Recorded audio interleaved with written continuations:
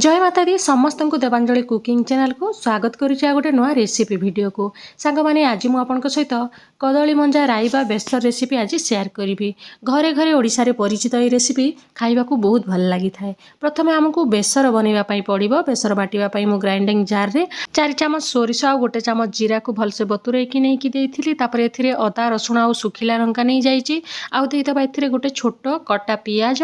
तापर ए सब को बाटी के साइड रखिबा। तापर आमे गोटे कढ़ई गरम कर नबा सिथिरे देइदबा तेल। बेसी भी तेल लागेनी, कम तेल ही हेई थाए। तेल भल भाव रे गरम ही आसिले आमे पंच फुटण एथिरे फुटै नबा। सेटा सब भलसे फुटी आसिले देइदबा एथिरे भृषंग पत्र सुंदर बास्ना दबो। आउ बेसर आइटम जोटा भी करे आपण एभलिया टिके छुंक देइ देबे, फ्लेवरटा बहुत भलो आसीबो।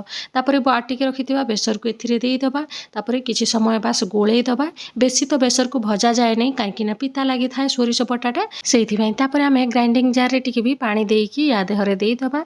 तापर जेतिके पानी दरकार सेतिके आमे एथिरे देइदबा। जेहेतु आमे कदली मंजा को सिझेबा ना टिके अधिका ही पानी देइथिबे। आ एथिरे आपण ठंडा पानी किंबा गरम पानी भी ऐड करि पारबे, किछि असुविधा नै। फ्लेम को एबे हाई करि दबा। ता द्वारा ए जो पानी रे आमे देइछे से सब फुटी जिवो। तापर आमे एथिरे टिके हळदी गुंड आ लंका गुंड देइदबा। मु एटा काश्मीरी लंका गुंड दउची, जेहेतु मु सुखिला लंका बाटीची सेति पई मु सुंदर कलर पई ए लंका गुंड दउची।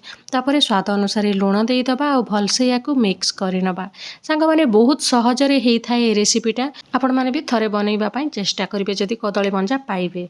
आ बहुत हेल्दी मध्य। तापर जेतिके कदली मंजा मु काटी के रखिथिली ताकू एथिरे देइदबा। पूरा छोट छोट करी काटिबे, ता द्वारा शीघ्र सिझी जिवो। आउ जो तार सूता भलिया बाहरी थाए सीटा भी आराम रे काढी हेई जिवो। तापर ए सब को देकी भल भाबरे टिके मिक्स करि नबा। आउ तापर घोड़े घोड़े के हमको सिझेबा पई पड़िबो।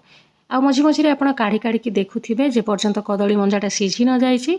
फ्लेम को प्रथमे हाई करदेबे, तापर लो करिकि आमे याकू सिझेबा भलसे। देखि पारुथिबे भलसे सिझी गलाणी। आउ एबे आमे या ऊपरे टिके आंबुल देइदबा। जेहेतु आमे खटा पई या देहर किछि पक्कै नै सेति पई अल्प टिके आंबुल किंबा तेंतुली जदि अछि सेटा भी पक्कै पारिबे। किंबा आंबुल की तेंतुली आपनको पसंद न ताले टमाटो भी पक्कै पारिबे। किंतु कदली मंजाटा सिझी गला परे आगरु देले ठीक रे सिझिबनी सेति पई।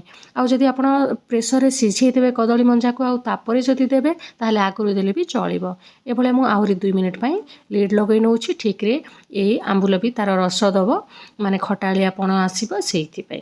सांग माने देखिला ना केते सहज रे हमरो ए कदली मंजा राइटा प्रस्तुत हे गला। याकू गरम गरम खाइबे, देखिबे बहुत भल लागिबो।